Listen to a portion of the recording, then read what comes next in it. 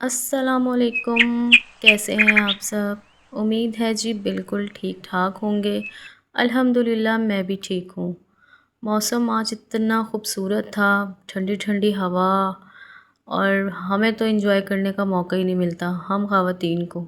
हम तो मौसम देख के बस अच्छा है, थोड़ा सा बस दरवाज़ा खोला, हवा ली और किचन में आ गए। वही रूटीन सुबह की हम फीमेल की, उठो काम करो और बस बच्चों को देखो। आज नमता को लंच में मैंने नूडल्स दिए थे। समझ ही नहीं आ रही थी क्या दूँ। जब समझ में नहीं आते तो नूडल्स ही समझ में आते कि नूडल्स ही दे दो। अनमता भी शौक़ से खा लेती है।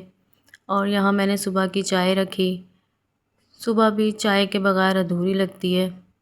कुछ चीज़ें तो हम सब में कॉमन होती हैं। सुबह की चाय, बस हम जो हमारी स्टार्टिंग होती है ना, वो चाय से होती है।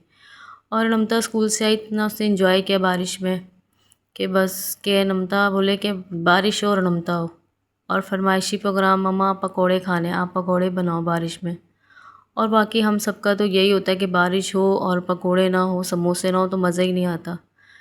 कुछ खाना भी ऐसा होता है तो, और कुछ ऐसे चाय के साथ ये चीज़ें अच्छी भी लगती हैं। यहाँ मैंने पकोड़े बनाए नमता की फरमाइश से, और नमता ने पकोड़े बहुत मज़े से खाए। और सबसे अच्छी बात ये कि जब बारिश हो रही हो सब घर में होते हैं, और जब मिलकर सब फैमिली बैठती है और इस तरह से इंजॉयमेंट होता है तो बहुत ज़्यादा मज़ा आता है। ये चीज़ें खाने में और ज़्यादा मज़ा आ जाने लगता है। और बस यहाँ पर पकोड़े खाए, फिर नमता बाहर निकल गई अपनी दोस्तों के साथ, खूब इंजॉय किया। और इतना इसने इंजॉय किया कि एंड में आके ये थक ही गई। और फिर बोलने लगी मम्मा खिचड़ी बना दो। ये भी अनमता का पसंद, अनमता की पसंद सॉरी। तो बस अनमता के लिए आज खिचड़ी बनाई। यहाँ मैं लहसुन की चटनी बना रही हूँ। यहाँ पर मैं ज़ीरा, लहसुन, कुटी हुई मिर्चें, हरी मिर्चें और इन सब को पीसूँगी। और ये चटनी जो है ग्राइंड की भी बिल्कुल भी पसंद नहीं आती हमारे घर में किसी को भी, हद तक कि मेरी अनमता को भी पसंद नहीं है। उसे भी सिल पे पिसी हुई ही चटनी चाहिए, और वो भी मेरे ही हाथों की चाहिए। हालांकि घर में सब हैं, चाचियाँ हैं, भाभी है, नहीं मम्मा आपने ही चटनी बनानी है। फिर यहाँ पर नमता का एक और फरमाइशी प्रोग्राम कि चटनी भी आपने बनानी है। यहाँ मैं चटनी सिर पे बना रही हूँ। और आपको पता है ना चटनी बनाने में कितनी मेहनत लगती है।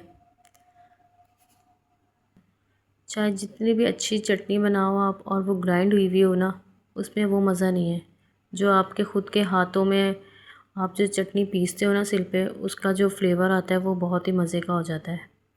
खाने में भी बहुत जायकेदार होता है और बहुत ही ज़्यादा मतलब मज़ा आता है। बिल्कुल बारीक पीस लो।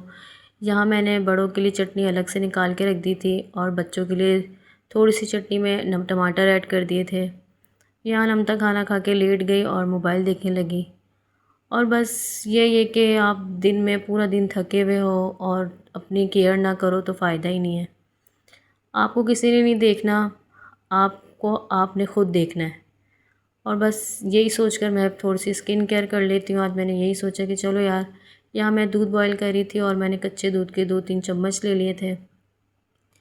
और जब भी आप पूरे दिन थके हुए होते हो ना, और दिल कुछ भी नहीं कर रहा हो कुछ करने के लिए अपने लिए ज़ाती, तो फिर यही होता है जब आप किचन में जाओ और किचन में सारी जो चीज़ें होती हैं ना वो सब यूज़ करने वाली होती हैं।